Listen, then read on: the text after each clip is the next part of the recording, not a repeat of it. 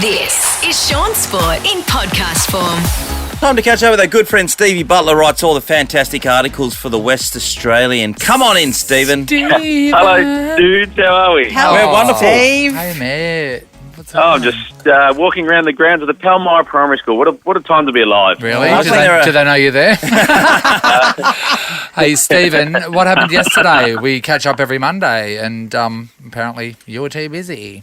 Well, I was actually wandering a very different few hallways yesterday. I was wandering up through the hallways of Royal Perth Hospital. Had to do a few interviews up there yesterday. So, yeah. It's a Royal very Perth. interesting place. Okay, Yeah, so non-sporting interviews. Non-sporting, no. Yep. No, it's non-sporting, but you'll see the results in a couple of weeks' time. And it's a really interesting place, RPH, I reckon. I mean, you sit there and you're watching the people get wheeled in all sorts of forms of distress, but the doctors are so...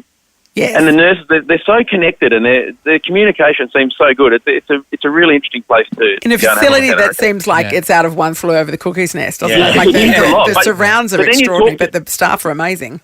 Oh, the staff are incredible, and the facility, to hold up as long as it has too. Yeah. But yeah, the staff are just amazing there. So I think you'd have great confidence if you ever had need to go there. It's pretty good for like people watching too. You just always pray, It is. javelin through the neck, javelin through the neck, javelin through the neck. Careful what I you wish can't get for. them in the door. Try and inch him in. Maybe trying sideways. Now, Stephen, on the footy side of things, there's 4 teams left in the AFL. Brisbane had a great win the other day. Can they beat Geelong at the G? Everyone's saying no. No. Okay, next. Well, they get Joe Danaher back, you would presume. That doesn't help though, does it? Does his wife actually have the baby? I haven't actually seen that yet. I don't know. No, I haven't seen it either.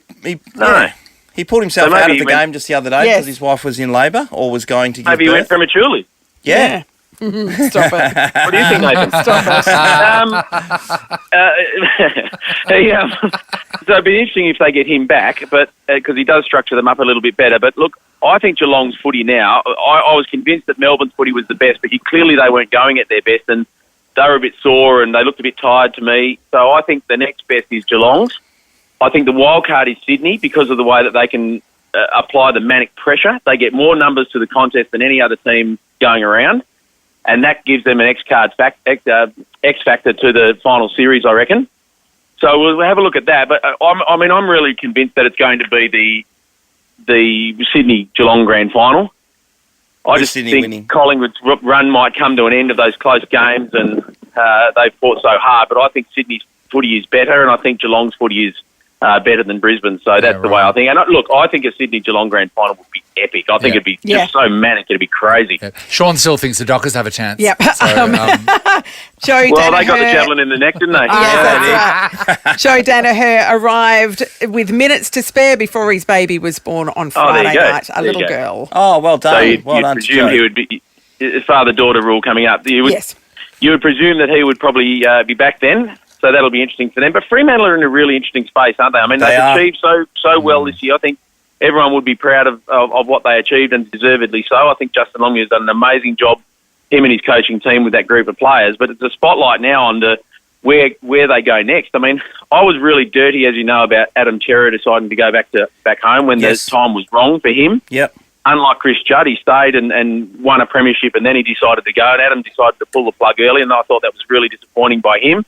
And I love the way Fremantle actually turned it around and went to build their list, and I really hope now that if a few players go, they keep that way, because I don't think you need to be selling the farm for a Luke Jackson or those sorts of things, but it just depends on what you lose. They're in the window of actually trying to win a premiership, and I don't really understand at all why those players want to leave. And I mean, it's obviously about money and securing their future, but at the same time, they've got right in front of them what they actually play for, and that's the chance to win a premiership. And you'd have to say that with the demographic of their list and the age, that they're right in the window of actually trying to win one next year. Yeah, Steve, I mentioned this to the guys early this morning, that if those guys leave, and there's a couple of them are certainly going to be out the door, and you bring in another young player and maybe a couple through the draft, then your team becomes younger and less experienced, and when the whips are cracking and injuries come about, you need to rely on those mid-20-year-olds and certainly Yeah, you need experienced the players depth, who have don't clocked you? up to be Yeah. able to But take like you we've through. seen with Rioli, like Yes. sometimes money talks. Yeah, Oh, I get that, Nath, I get that. like the promise of a premiership might be one thing, but yet, Yeah, you're still getting paid if you don't win a yeah, premiership. someone else is coming at your bank account. Like, I mean,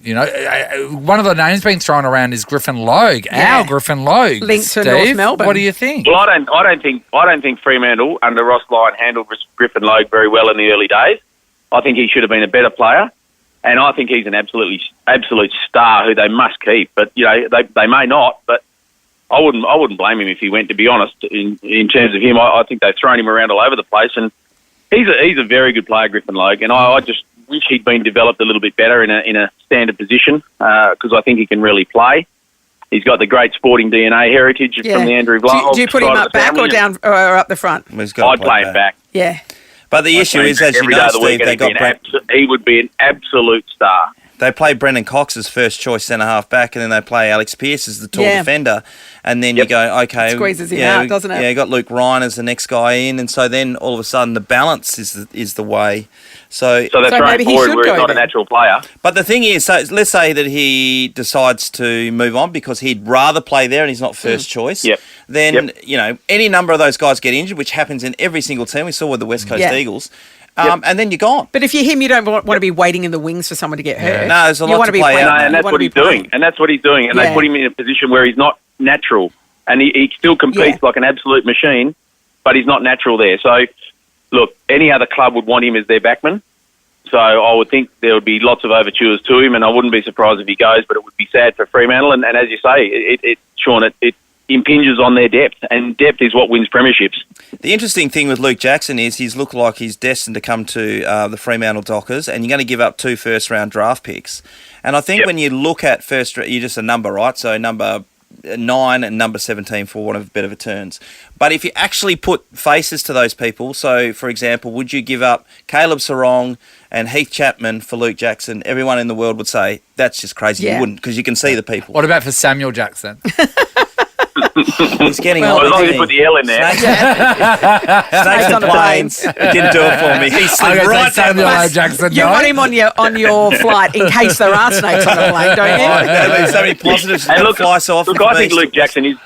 I do want to say from my comments earlier, I think Luke Jackson is going to be a very good player for a long period of time. I think people are underrating him a little bit at the moment because he hasn't probably performed at his best the last few weeks, but he will be a good player for any club for a long period of time. So he would definitely add something to the Dockers if that's the way they go, but you've just got to be careful how you manage your list, and I think that's been the actual beauty of them the last 2 or 3 years, that they've managed their list so well and with such calmness and balance.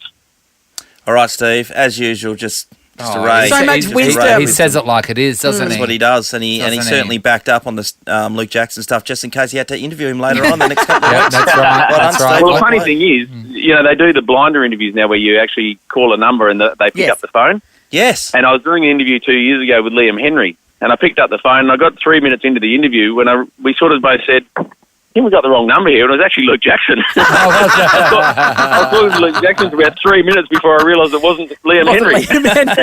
I mean, you can't pick them apart, to be honest. I know, they're so similar. Yeah, that's right. Good idea, Steve. Thanks, See you, mate. Steve. Have a great week, guys. Shaun Sport is a Nova podcast. For more great comedy shows like this, head to novapodcast.com.au.